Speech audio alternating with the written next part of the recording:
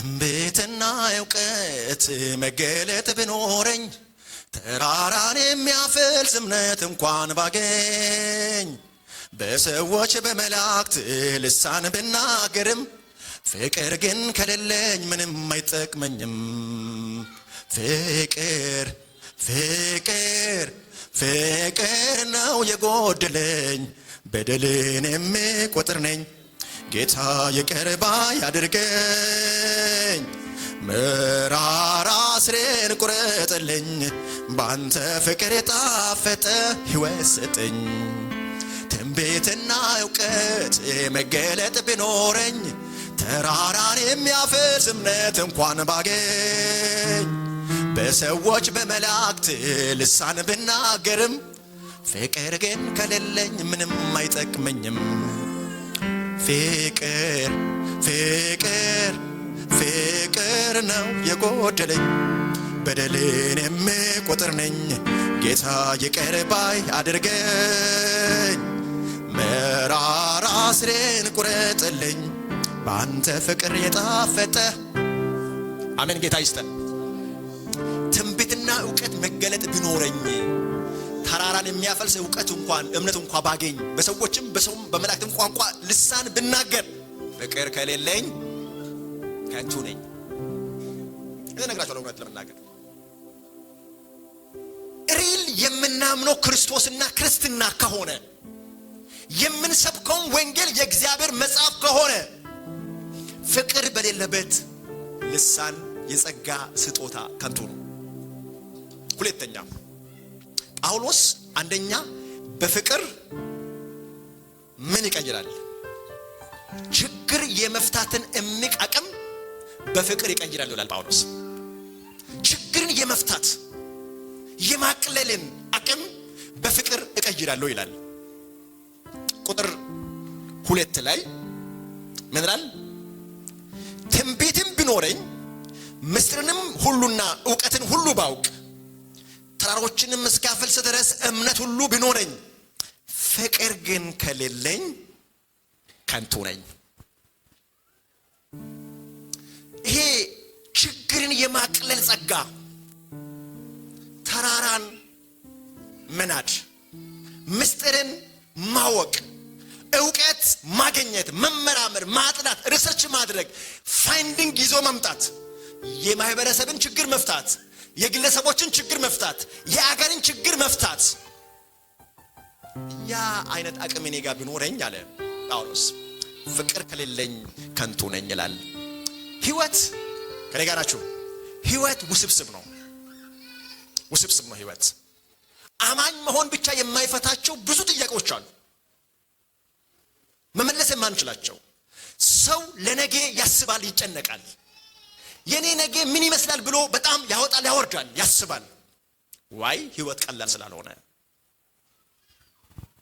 ታዲያ ህይወት ከባድ በሆነበት ማህበረሰብ ውስጥ፣ ህይወት ከባድ በሆነበት ቤተክርስቲያን ውስጥ፣ ህይወት ከባድ በሆነበት አገር ላይ የተቀመጠ አንድ አማኝና አገልጋይ ችግር መፍታት ከቻለ እሰየው ነው። ትንቢት ቢያመጣ ይኸውላችሁ ነገ በዚህ ከተማ ላይ እንደዚህ ስለሚሆን ከዚህ ተጠንቀቁ ብሎ ትንቢት ቢናገር አንድ ሰው እሰየው ነው። ልክ እንደ ሜትሮሎጂስቶች ዝናብ ነው ልብሳችሁን ቀይሩ እንደሚሉ አማኝም አገልጋይም ሆኖ ትንቢት እየተናገረ ልሳን እየተናገረ ነገ ይሄ አለ እያለ ችግር እየፈታ ቢሄድ ይሄ ቤት ይጠባል፣ ይሄ ከተማ ይጠባል፣ ሰው ሁሉ ይተማል። ዋይ ሁሉም ሰው ችግር አለው። ሁሉም ሰው ችግር አለው። ውስብስብ ነገሮችን ለመፍታት ሰው ይፈልጋል። አንድ አባባል አለ። እስቲ አንድ እጃችሁን ዘርጉና እጃችሁን እዩ። እስቲ የእጃችሁን መዳፍ ተመልከቱ። የራሳችሁን የእጅ መዳፍ። በመዳፋችሁ ላይ ምን አለ? ምን አለ? 3 መስመሮች አሉ። ማማ መዳፊ ላይ መስመር የለም። ስንት መስመር አላችሁ? እስቲ ትርጉሙን የሚነግረኝ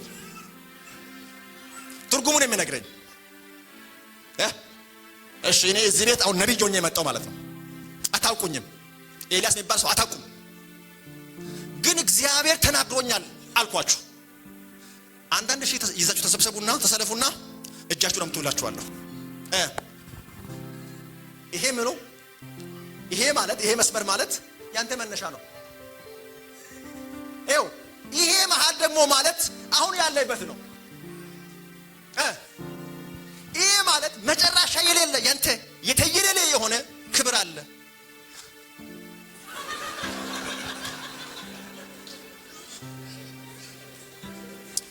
ስንት እየወሰድኩ ነው? ስንት እየወሰድኩ ነው? አንዳንድ ሺህ ብር በምን ተደምተልሽ በራሳችሁ ጣት ቆሜ በእጃችሁ መዳፍ ላይ ቁጭ ብዬ ማለት ነው። ግን ለምን መሰላችሁ? ሰው ነገን ለማወቅ ይጨነቃል። የኔ ነገ ምን ይመስል? ለዚህ ነው አንድ እንትና ነብይ ሲባል ቅድም ማስታወቂያ ሲሰራ ይላል አስቀድሙ ብርድ እንደያዘው ሰው ብርቅ እንደያዘው ሰው ይንቀጠቀጣል። ለምን? አንድ ነገር ብሎ ምን የሚለው ነገር የለም።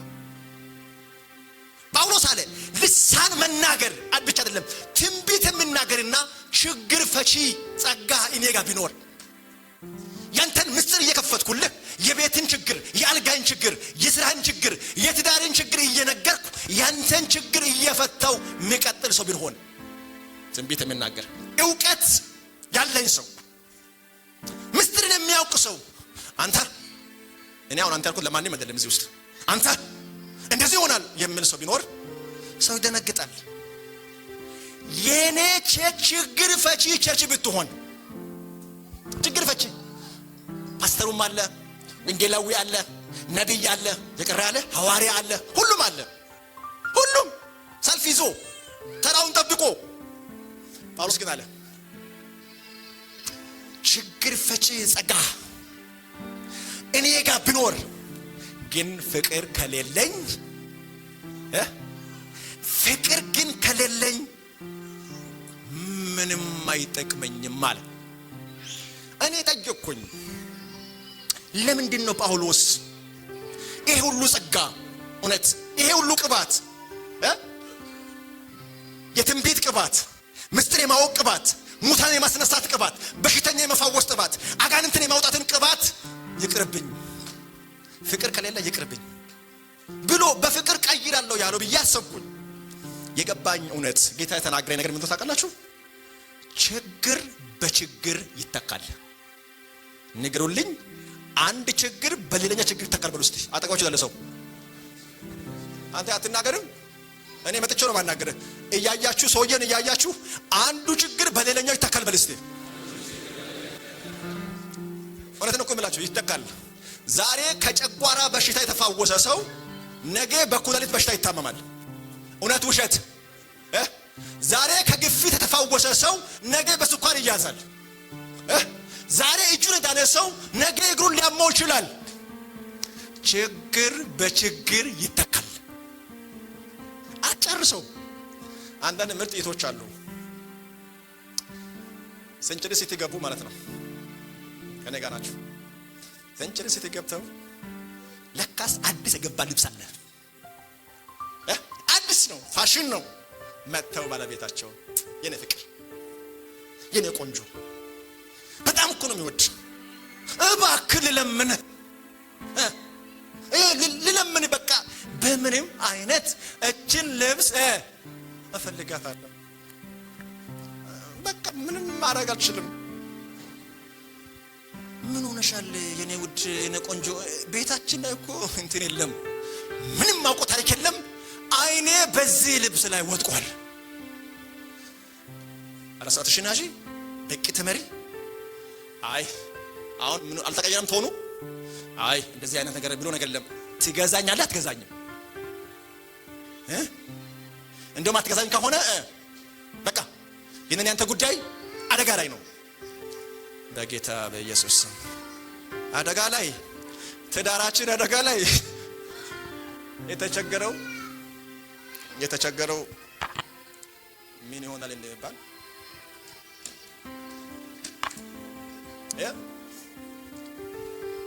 የተቸገረው ባል የተቸገረና ገዛላት እንበል።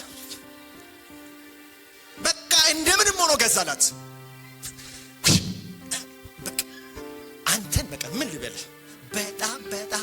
በጣም ወደሃለሁ።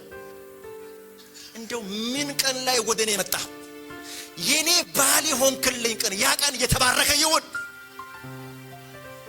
ብላ ጨርሳ ሳምንት ደግሞ ሰንቸሪ ስትሄድ ንገሩኝ ባካቸው ሌላኛ መቷል። ያው እኮ ተፈታ። እሺ አሁን ሰውየው ራሱን ሸጦ ነው ያኛውን የሚገዛው ወይ ራሷን ሸጦ ነው?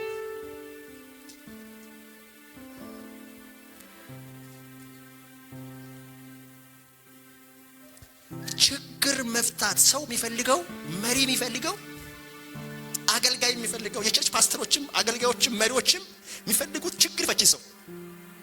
በቃ የህዝባችንን ችግር አንድ 3 ቀን 4 ቀን እንትን ከተን እያንዳንዱ ተናግሮ ሂድ ሰው የሰዎቹ በሳምንቱ ያው ናቸው በሳምንቱ ራሳቸው ናቸው። ችግር መፍታት ብችላል ጳውሎስ ችግር ፈቺ ጸጋ እኔ ቤት ቢኖር አለ። ተፈጥሯዊ ችግር ሰዋዊ ችግር እኛ ቤት ቢኖር አለ። ግን በምን ቀይራለሁ? ከመሆን በምን ይቀይራለሁ? በፍቅር ይቀይራለሁ። ፍቅር ከሌለ ከንቱ ነው።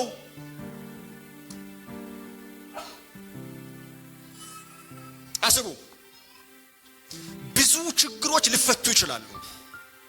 የቤት ጥያቄ ሊመለስ ይችላል። የምግብ ጥያቄ ሊመለስ ይችላል። የልብስ ጥያቄ ሊመለስ ይችላል። ሌላም ጥያቄ ሊመለስ ይችላል።